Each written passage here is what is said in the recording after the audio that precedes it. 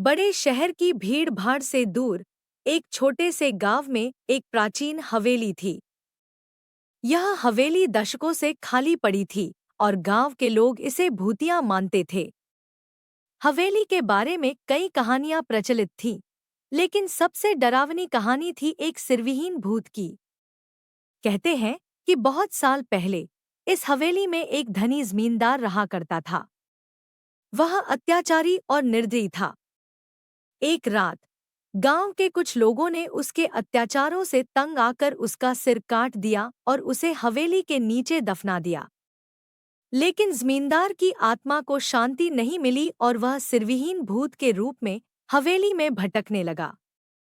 रात के अंधेरे में हवेली से अजीब-अजीब आवाजें आने लगी।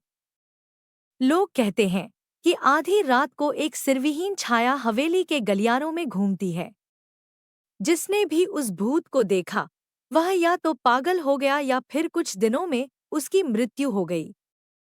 एक दिन शहर से एक नवयुवक रोहित गांव या उसे पुरानी हवेलियों और डरावनी जगहों का बहुत शौक था।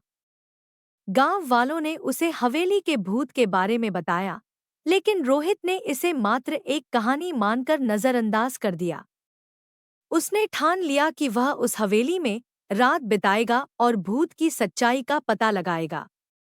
रोहित ने आधी रात को अपनी टॉर्च और कैमरा लेकर हवेली में प्रवेश किया।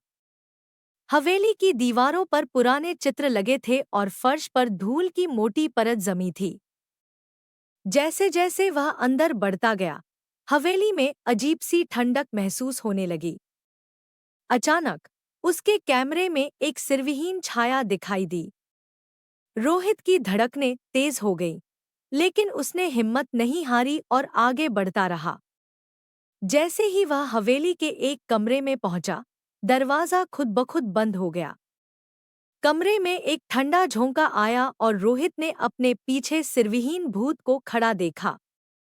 भूत ने बिना सिर के ही रोहित की तरफ देखा और उसकी ओर बढ़ने लगा।